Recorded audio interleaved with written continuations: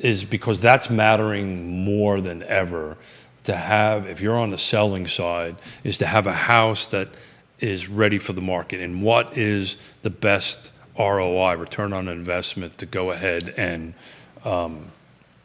do to put your house on the market? Before we get into that, though, the buyers, to your market question, the buyers that we're talking to, that we're seeing out there, regardless if it's cash, regardless if it's at the so-called entry level, regardless if it's at the upper level, they want everything to be up to date.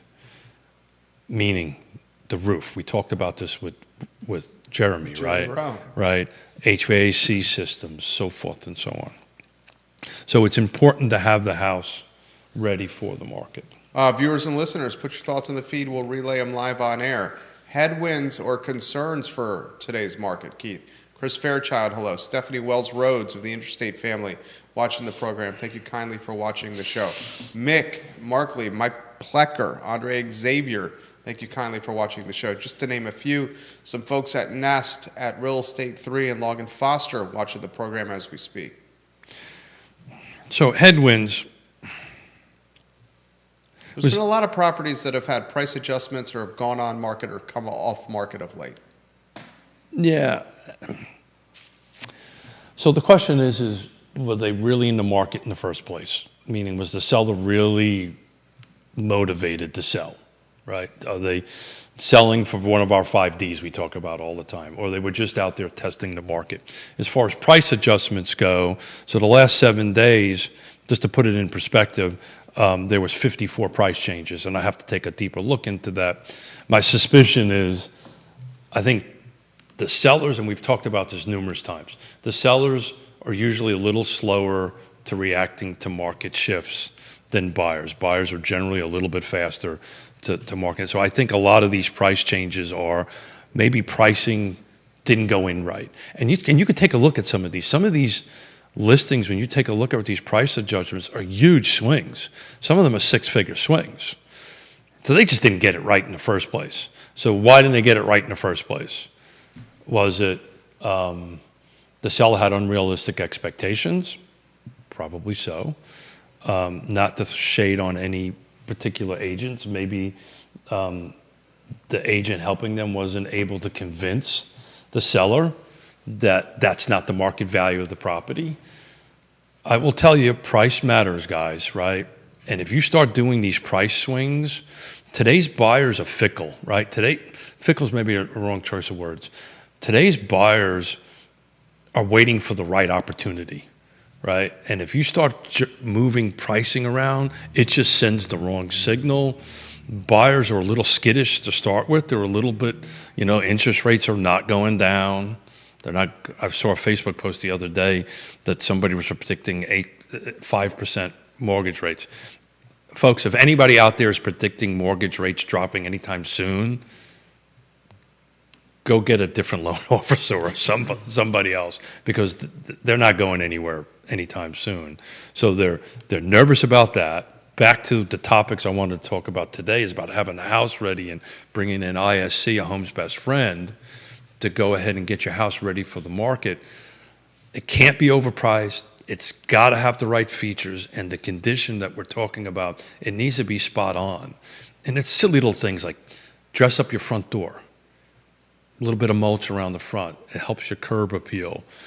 But that's where the market is today. Jeremy Wilson, watching from Tennessee, Wahoo 89. Jeremy, we love when you watch the program. Thank you kindly for your support, your viewership, and your listenership of all our programming on the I Love CVille network. What is the message it sends when you see multiple price cuts on a listing? And how do you manage that as a real estate professional? Am I managing that on the sell side, or am I managing that on the buy side? How about both? Oh, how come I knew you were going to go about both? Go there. So let's start on the buy side, right? So I'm representing you. Because I'll add a little bit of color to that. Every home buyer, regardless of sophistication, is able to use apps like Zillow or Realtor to track listing history. Sure. And even if a home is pulled off for 90 days, to reset the days on market. Sure. the average Joe and the average Sally can see the listing history, that it was pulled for 90 days and a new price or a new DOM reset happened. Sure. And we know these are average Joes and Sallys, not even real estate pros, just average folks. They make it extremely easy for you to do that. Extremely easy to do it. Just about as easy as Drinking this cup of coffee. 100%. 100%. So the potential buyer sees, oh, this home was pulled for 90 days and then they did a price cut. I have opportunity here. That's what the average buyer thinks. So generally what happens, the question is asked is why, right? So even though we're up to 90 homes on the market week over week, which is a good number, right? That's a good thing, right? Inventory's starting to pick up. It's anemically low where I think it needs to be, but it's starting to pick up, starting to show a little bit of life. And if I were smart enough to do this talk and do this live, I could probably take a look at where we were this time last year just to see for a comparison. So that said, the mentality of that there's not enough inventory, let's throw a high price out there, back to the point of the conversation we're going to have with the buyer, first off, is this the neighborhood you want to be in, right? Is this house check enough of the boxes of the features that you want to get into?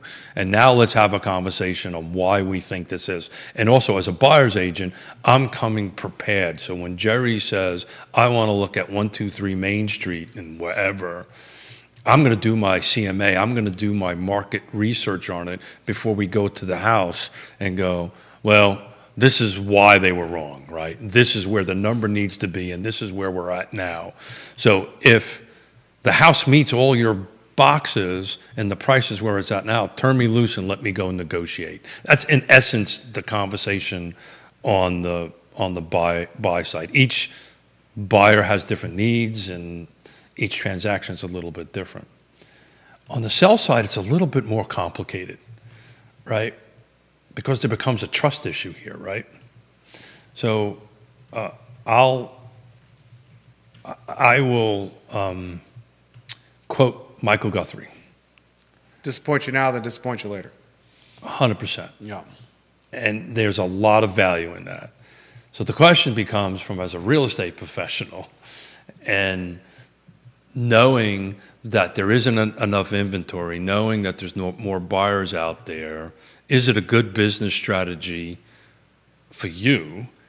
Are you really doing your fiduciary responsibility to the seller by not pushing back on the price? Look, being a little over what the market can absorb is one thing. Being tens upon tens of thousands of dollars over it is a different thing. And what it does, if you go through if you allow that to happen and you go through the process, Jerry, there's a little bit of a trust breakdown on it, because this is the easy part. The hard part is the negotiation part as we go a little further into it. So I hope that was a decent way of explaining that, but I'm looking at some of these items that went up. We got $10,000 drops, $20,000 drops. Some of the higher number properties have six-figure reductions. That just means they got it wrong going in. And, now you've got to walk in as an agent and try to do that. And then as a second thing, you're the listing agent. I'm representing Judah to buy the house. What's the first question I'm going to ask you? What the hell happened? That's what I would ask. Amy Weidel watching the program. Hey, Amy, how are you? She says HOA managing companies make huge impact on communities, and they are managing from satellite states, increasing HOA fees which affect buyers' interests and affect amenities and upkeep of communities. Thoughts for homeowners to manage impact. So, Amy. Gary Palmer, thank you for watching the show. We got more comments coming in. Yeah, Gary, looking forward to seeing you next week. Amy, thank you, and thank you. You're 100% right? So back to the HOA thing. So Lake Monticello was self-managed, right? Most HOAs are not, because Lake Monticello is 4,500 lots, right? So it's got a big constituency for lack of a term. But Amy's 100% right. Also look at the HOA company that's managing them, right? And there's one thing which I was expecting somebody to jump up is this terminology special assessment.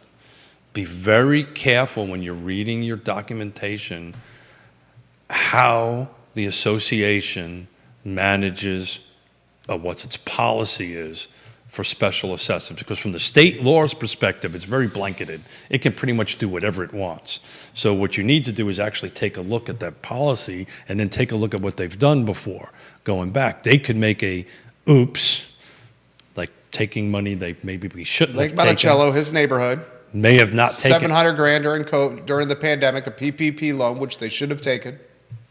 In my opinion, they should not have, but in any event, now how we're going to pay that back, Coach? I would think you just do a special assessment, hit each home for $150 and get this over with. No, I agree. Just I put the understand story that. behind the neighborhood as quickly as possible. I understand that $150, Egg on the face. 100%. Yeah, just get it over with. But the point I'm trying to make is if you buy into an HOA, that's a strong possibility. That can happen again and again and again and again, because most homeowners associations require at a minimum a simple majority. Some require a super majority, and that's a part of what you've got to read through the details to raise dues. Generally, that doesn't happen. People don't like to raise their dues. It's kind of like they don't like to raise their own taxes on themselves, right? So the way that the association can pay for things is... Well, most homeowners associations have a percentage that they can raise without having a majority or supermajority get involved. Not all of them do. Most boards do. Most boards do. 100%. Yeah, which is in the bylaws. Which is what you, back to read, my big explanation. Somewhere from 10% or under, a board can do without having majority or supermajority vote. 100%. So 10% on $100 a month is not a big number. Yeah, talking $10 here. Right. But some do not, right? And depending on when they were created. So back to the read end of it and go through it and find out what rules and regulations and processes that you're signing up for. Amy, thanks for the question. Yeah, viewers and listeners, let us know your thoughts. Chris Fairchild, we love when you watch the show. Carrie Griggs, we love when you watch the show. Logan Wells-Claylo. You did a great job the other day. Oh, he was fantastic. Colleen Tyler, thank you for watching the program. We love when you watch the show. Sarah Hill-Buchensky, thank you for watching the show. Mr. William McChesney, thank you for watching the show. Randy O'Neill wants to know how many homes were sold to federal workers over the last 4 years in our area who thought that they could work from home till they retire. Yeah, impossible to tell. That's impossible. That's... a lot of these federal workers are being called to either work back in the office in D.C. or have lost their job. There is a boatload of job Well, it's not just the federal side. Yeah. Businesses, contractors. General in terms. Yep. Business in general are coming back. It's interesting you brought that up. We did, there was a presentation that was given to us at the Thomas Jefferson Planning District Commission talking about how many people are hybrid working. So there's a huge percentage of folks that are hybrid working. I can't talk about which individual houses, but I can tell you, because we talked about this when COVID came in, if you thought you were going to be working from home for the rest of your life, that was not a realistic expectation. Can I go back to HOA for a second? Yeah, please. So back to the special assessments and HOA. Here is a little hack that you could do when you're driving through and looking through the property, right? I happen to know where Amy lives, and I'm sure Amy will be okay with me saying this. That's our son-in-law's mother. Yep. So we love Amy and Chris and the family. But if you drive through their subdivision, right, I won't say where, but when you drive through it, you can look at all the amenities. They're well kept. The roads are taken care of. The side of the roads are taken care of. If you're driving through a subdivision and the playground's falling apart, the roads are not looking in good shape, more than likely you're going to get hit with something at some point, because the state isn't going to come in and take care of the roads because they're maintained by the association. The state isn't going to come in and fix, or the county is going to come in and fix the playground. Those are created by the association. So that's a little bit of a hack. If you're driving through and you're seeing that the subdivision needs a little bit of a refresh on it, you might be seeing a special assessment in your future. Amy says, yes, feel free to speak freely, Keith. Thank you. She says there was a mismanagement of the lake in their neighborhood, and it caused $1 million of work to be done, Amy said. Yeah, and I don't know the exact number of households where Amy's at, but it's not 4,500, I'm pretty sure. So that $1 million gets spread across whatever the number of Woody Fincham says, no special assessment on us homeowners on Lake Monticello. They should either make the board members who agreed to do this personally repay it. Come on. Board members aren't going to be able to repay nearly $700,000. Or if they were advised by a CPA to do this, that's the better path. Then the CPA's errors and omissions insurance should take care of it. Yeah, so I don't think I think the first was a little tongue in cheek. I don't think the CPA's errors or an emissions insurance is going to pay for this either. I think what is going to happen Yeah, I don't disagree with you. is the houses in Lake Monticello will get hit with a $150 special assessment. And if I was offering any advice to the largest neighborhood in Central Virginia and the second largest HOA community in the Commonwealth, is it somewhere? It's somewhere in Northern Virginia, right? Yep, starts with an R. Is it Reston. Is it Reston? Okay. A lot of people don't know that the town of Reston is actually Reston. Woody Fincham says, yes, they are hired. If we actually consulted one at Lake Monticello to consult and help us figure things like this out, this was a gross error in judgment. Whoever is responsible for it should be the parties responsible for it. I'm not sure if a CPA was even consulted. I would bet it was not. Yeah. I would bet it was not. Just saying that if anyone was, they gave some pretty bad advice. So I will also add this. It was extremely clear that an entity like Lake Monticello should not be getting PPP loans. It was extremely clear with the paperwork. I think somebody misunderstood what 501c they were really It was extremely clear. Yeah.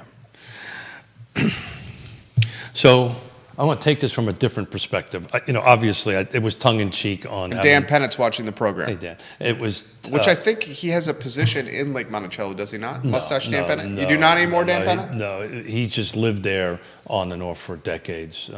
What he says, people who sit on boards have got to remember that they have a fiduciary responsibility to the organization they are running. Yes, I'm being a little tongue-in-cheek. Yeah. Appreciate the comments, Woody Fincham. Yeah. So I'm going to twist this a little bit. So, this obviously is hitting close to home because this is Keith's neighborhood, Woody's neighborhood. Yeah. Well, but it's a great conversation to have to showcase the importance of reading the damn HOA documents and understanding them, right? But even if they had read the documents, this wouldn't have come up. This just recently came up last year, at the end of last year. So I'll push back a little bit on that. I understand that. There's some people that don't understand Lake Monticello can do a special assessment. So I'm talking about at the Jerry, I'm telling you, if you were to poll most of the people at Lake Monticello, particularly in recent years, they probably don't know that an association can do it. I can tell you of the umpteen gazillion ones that we do. I always ask this question. We're at the end of our 3 days or our 7 days. Have you read all this paperwork? And oh, by the way, here is a document I need you to sign stating that you did, because I don't want it to come back on us, right? So there's a document that we circulate along to everybody, to include the closing attorneys. Most people do not read them. Sorry, most people don't read the damn contract. Nevertheless, the HOA paper, just the fact of the matter on it. But back to Amy's thing about the management company. Dan Pettit has a house at the lake, he says. Yeah. Mm-hmm. He rents it. He's been an owner for, I've been there since 87. I can't remember if he might be there. But the difference between a self-managed association versus a managed association,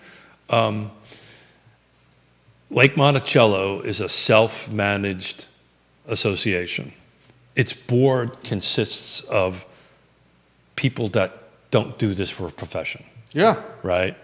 They have great staff, I'm sure, and all this kind of great stuff. I will tell you, I stay out of the politics of Lake Monticello. Well, interestingly, realtors are not allowed to serve on the board at Lake Monticello. Well, so that's what I was just about ready to... A licensed realtor cannot serve on the board on the Lake Monticello HOA. You can't serve on the board. You can't be on a committee. You can't be involved if you're a real estate agent, a builder, or a developer. So let's say that's again. Could Woody as an appraiser been on the board? Probably yes. I don't. But I believe Woody is also a licensed realtor. That I don't think so. Are you but not? I may be wrong. Woody will chime in I and think check it. I can't recall. So it's back to why reading the documents are so important. So yours truly moves there in 1987. This is a true story. Rented a house across from the tennis courts, which are now the pickleball courts, because nobody plays tennis anymore. They play pickleball, and the basketball courts. So it's 1987. How about that noise around those pickleball courts, homeowners? And so you know where I'm going. So it was the noise of kids playing basketball at night, and there was a group of people that wanted Take the lights out. Lights out, right? So I went to show up because I felt that, hey, where else are these kids going to play? Let them play some basketball. Give me a break, right? What do you want them to do? Run around and cause mischief? They're playing basketball. 10 o'clock, shut the lights off, something like that. This is 1987, I literally got told, sit down and shut, and you can use the F word, fun, up. I had nothing to say. And I read the damn documents and didn't pick up that I, as a builder at the time and realtor at the time and developer at the time, could not, I have nothing to say. Now, there's a reason for that, right? You know why that it started in 1968 and 69 to put that in there. There's a reason for it. Because the Faulkner family organization, when they developed it and handed it over to the association, their negotiation was that they didn't want the developer to have control over the association. Well, that's biting them in the rear end right now. Because in order for me to serve on the board or be involved in any of the politics or any of the volunteer work at Lake Monticello, I either need to remove my real estate license. Well, that's never going to happen. Or they got to change the controlling documents, which requires 2/3 vote of 4,500 lot owners. You're not going to get 2/3 of 4,500 lot owners to decide tomorrow, Saturday, nevertheless agree to that. But back on the professional management, so these are a bunch of folks that don't have the professional background in real estate and that type of thing, where a management company, if you hired the right one, should have those type of professional expertise. Amy throwing a little shade at the pickleball with the noise from the paddle. Amy throwing shade, who knew? And hitting the ball Amy, who knew? Over and over again. Dan Pettit said, I got to behave because you might say something. I've lived at the lake since 1980. I built my home in 1983. Yeah. The HOA situation at Lake Monticello is absolutely critical. Yeah. Right now, just guys, Lake Monticello, board, get this over with. Do the special assessment and move on from this story. I get that, and I agree with you, right? Because ultimately, so here's the trade-off, right? To your point, this is business, right? Okay, I effed up, sorry. Yeah. Raise your hand, say, we shouldn't have done this. Mea culpa, mea maxima culpa for those of Catholics out there. And just move on, right? I like this Amy lass over here. Oh, yeah. She says, say it like it is, Keith. Say it like it is. I like this Amy. You should come on the program. Well, Amy would be a lot of fun. Woody says he lives across the street from the tennis courts. I don't even really notice the pickleball. Yeah. Well, yeah. I was right out of the Marine Corps and being told to shut the F up and sit down. I was a little bit more aggressive in those days than I've mellowed out in my 60s a little bit than when I was in my 20s, early 20s when I got told that. Yeah, so it's just something. If you're in the market, and let's face it, this is where the first-time home buyers are going these days. So a lot of them don't have a choice. But understand it, and if you don't understand it, hit the pause button. When you're writing a deal in an HOA, right out of the box, negotiate your 7 days. Give you a little bit of time to read it and understand it. So at least at the end of the day, when you know what hits the fan, you at least were informed on it. And I just can't tell you how many people don't do that, don't read it, don't read the contract, and then we're now managing this process through, after the fact. Do you want to talk at all about the layoffs, the federal layoffs, and how it could impact how the community may be impacted? Jim Duncan of Nest wrote a blog post about this. Yeah, I haven't had a chance. How that Charlottesville and the Central Virginia area will not be immune to what Doge is doing and Musk is doing. More than 62,000 federal workers across 17 agencies have lost their job in February alone. 62,000 in February alone. So, of course, it will impact the state of Virginia. What's the number one GDP of the state of Virginia? Government, military, government. I mean, that's the largest driver of revenue in our state. Second, the economy. The economy, thank you. So it's going to impact it. This came up in the commission meeting last night, and I was specifically asked the question, do I think because of this, and what I'm about to say is, it's not unsympathetic, was just a business question I was asked. Is it going to increase inventory in our area? No way it's going to increase inventory. That's nuts. If anything, it's going to drive more demand in our area for buyers as people look to transition the question from the was DC area to here. No, let's explore this a little second. So the question was specifically asked local, federal folks losing their jobs and leaving. And all that's going to be is a sucking sound coming back in. Yeah. So and I explained, the market hasn't changed pretty much the whole time we've been doing the show for 6 years, right? You've got a 20-foot deep, right? My analogy I use, right? The 10-meter Olympic diving pool is 20 feet deep, right? That's the buyer pool. The housing pool is the kiddie pool on the side, which is a foot deep or 2 feet. Maybe that 20 foot goes down to 18 foot, and maybe the 3 foot goes to 3.5 foot. Guys, we haven't even seen the biotech school come online yet. And UVA has legitimately, in a press release, said somewhere between 5,000 and 10,000 jobs, new jobs to this area, will be brought on market because of the Paul Manning Biotech Institute. And we have not seen that come on market yet. The dude who's a billionaire gave $100 million to UVA for a school that is going to bear his name in Fontaine, off Fontaine. That has not impacted the market yet. Data science hasn't completely impacted the market yet. And I'm going to tell you right now, the folks that are going to lose their job in D.C., I said this weeks ago. Some folks pushed back, including a very active mortgage broker on social media on this. My comment is proving to be accurate. I said that folks who lose their job in the D.C. area tied to federal government. They're coming down here. Will come down here. 100%. Some of them will come down here. And it will impact demand. That's all I said. And I'm proven to be right. Yeah. Well, first of all, they've always been coming down here. Exactly. And there's a massive UVA presence in that area. Yeah. The Charlottesville region has just been super attractive. But I shared the data. This is where the D.C. community chooses to long weekend. This is Charlottesville area. It's always been. Yeah. It's always been. I shared this with the commission last night. So those who are not familiar with the Thomas Jefferson Planning District Commission, it's all the 6 jurisdictions. There's 2 elected officials from each jurisdiction. And at the very end of it, there's a roundtable. I usually take an opportunity to talk about, it's a once-a-month meeting. I'll talk about, hey, what's going on in your market, right?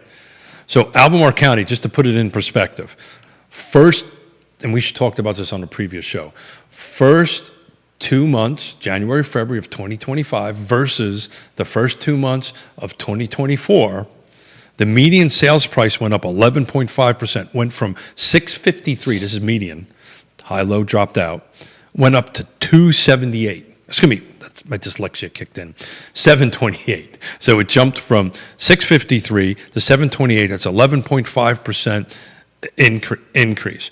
Volume of sales went down a little bit, went 2 sales. I mean, it literally, 2024 was 82 transactions closed.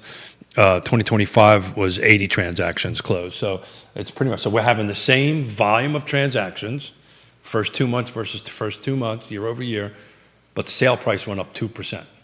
That's from January 1.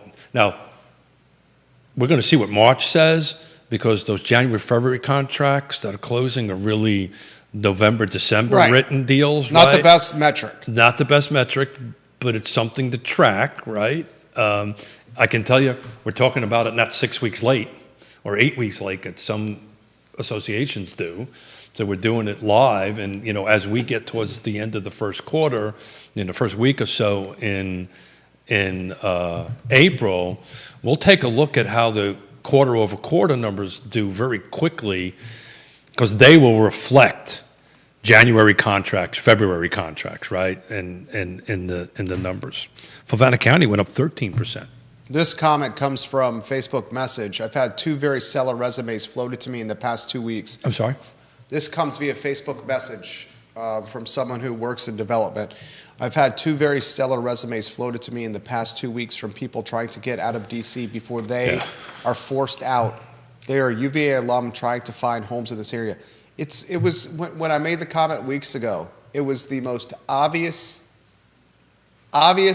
prediction. It's low-hanging fruit, man. Dude, and the resistance I saw from folks online to me saying It was emotional. the resistance to folks when I said If you follow folks leaving DC, you pushed back on this on social media. No. I said folks leaving DC, some of them will come to the Charlottesville area to look to buy homes. You misread my post. I did not. I pushed back that the volume of... I can look it up if you like. No, you can if you Yeah. want. What I was trying to say, anyway, was the volume of... The sky wasn't falling as far as volume of listings in Northern Virginia. What I thought I was trying to say, or at least I was trying to say, ain't going to do shucks to here, but make it worse. Because all these people are going to come down here. People are going to come here, some of them, and it's going to impact demand, more demand. So the buyer profile right now is wealthy, a little older in it. The question always is, where is the first-time home buyer going to go in here? And when I gave that number, that we're 11%, and the median sales price in Albemarle County went up, a couple of the Board of Supervisors from Albemarle County were shocked, right? That we've increased 11% in value, just a 2-month snapshot. Now, again, it may change after the end of the quarter. I'm pretty sure by the end of the year, you're going to be looking at Albemarle County with a double-digit increase again. And we've been having double-digit increases for year over year. Woody Fincham says, I don't know, unless you've got a lot of money socked away, if you lose your job, you're not buying another house. I'll offer this perspective. If you were a D.C. area homeowner and you purchased your house prior to COVID, you were sitting on stacks of equity, stacks of money. If you purchased a house before the pandemic and the house jumped in value. Furthermore, some of these folks are given 7 to 8 months runway of pay. And lastly, a lot of these folks are just choosing to retire. So those They're the going two to things retire you're, and downsize and come down so the here. two things you're missing, one you just got, was that... How am I missing it if I just got it? You're right. Don't correct me with the facts, okay? So it was retiring. The second thing is they have a ton of equity. Right. Right? They have a ton of equity. This is so obvious. They have a ton of equity, but that's what they're doing. They're going to come down with bags of money. They're taking the early out. They're retiring. They have equity out there.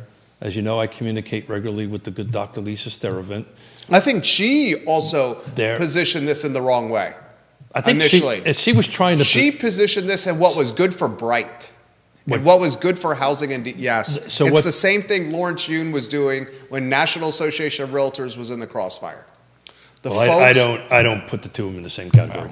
But all she was trying to say was that we don't have more listings on the market now than we've. Now we won't know until the end of the month. I think some of the information she was looking at was lagging. But the point I'm trying to get out is that what exactly is happening, folks are coming down here, they're going ahead and ending with a pocket full of cash, and they're coming down and buying. It's part of why we're 11% higher. But they're just 11%.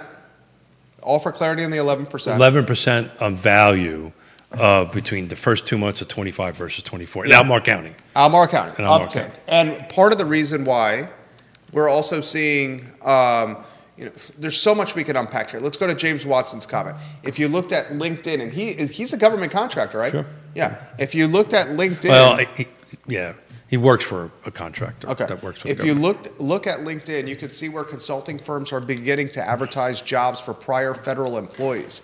So far, not as many defense layoffs as other agencies. Significant number of early retirements I'm noticing. This is not based on thorough research, just my observations. I respect anything that James Watson says. So super smart dude. 100%. Other than he has a bad choice in brother-in-laws. Keith is his brother-in-law. The folks are going to retire.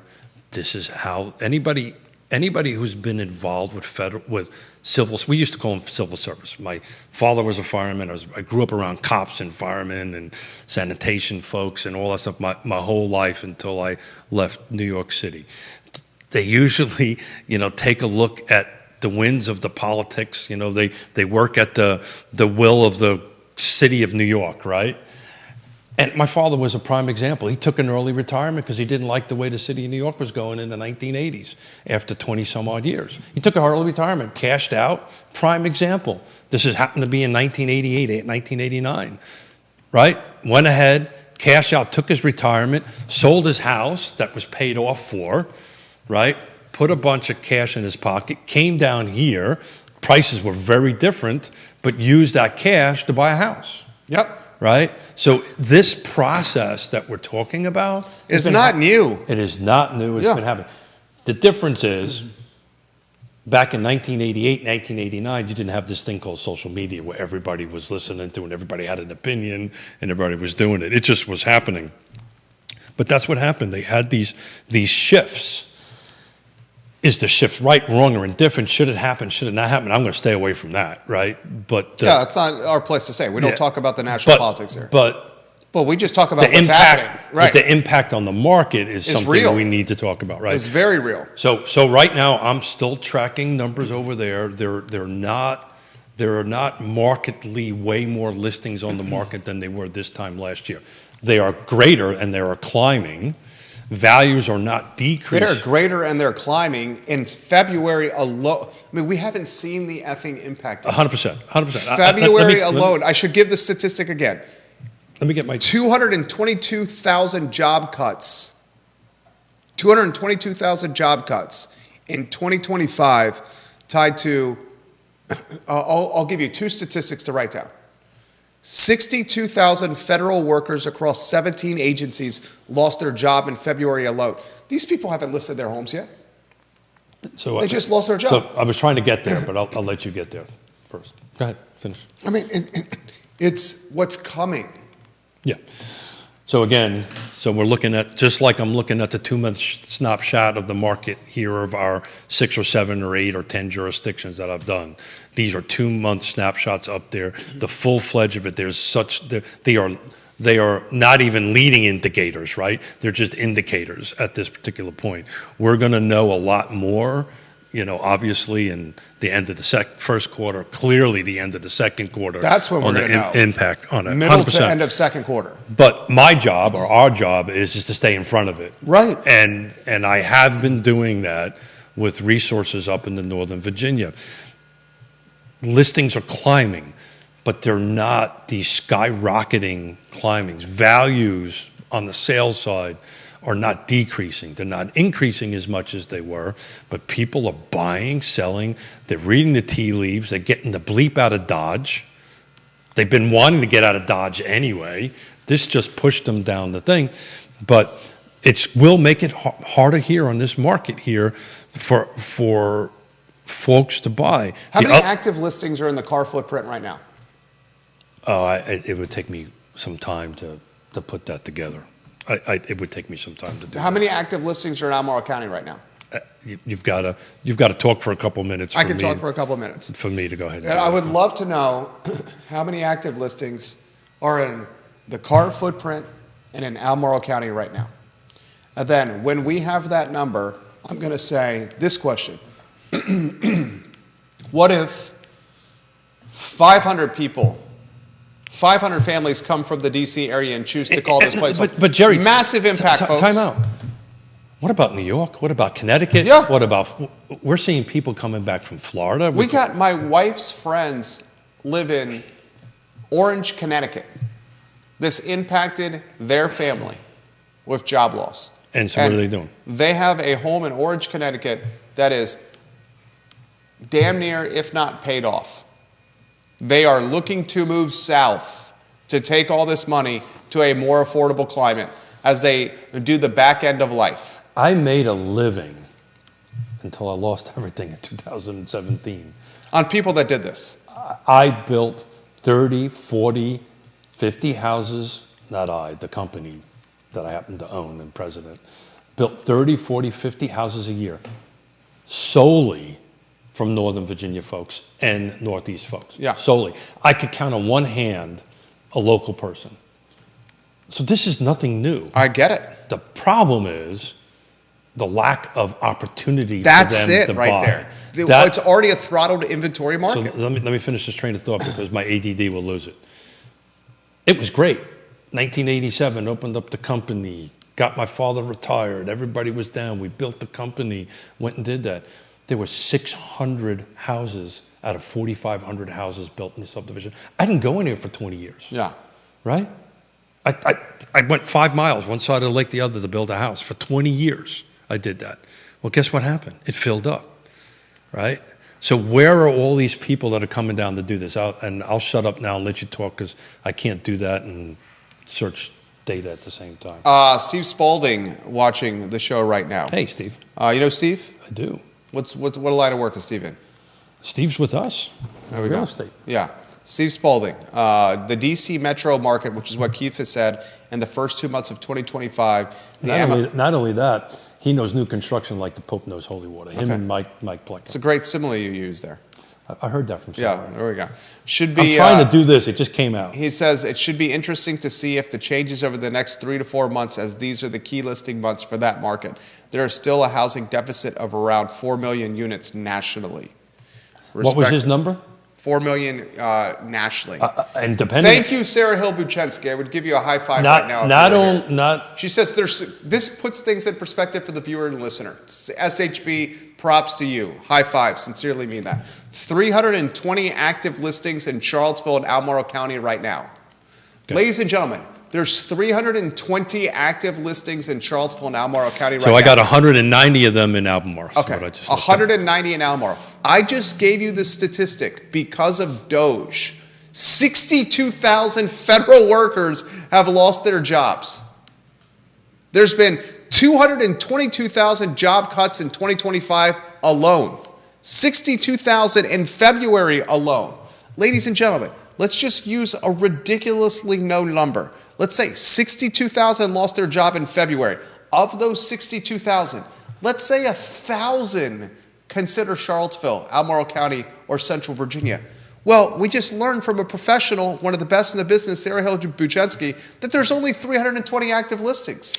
So this will impact our market. Okay, so thank you for doing that. I only could focus, listen to you talk and work on this. So that's why you have me. That's why I just did Albemarle County, right?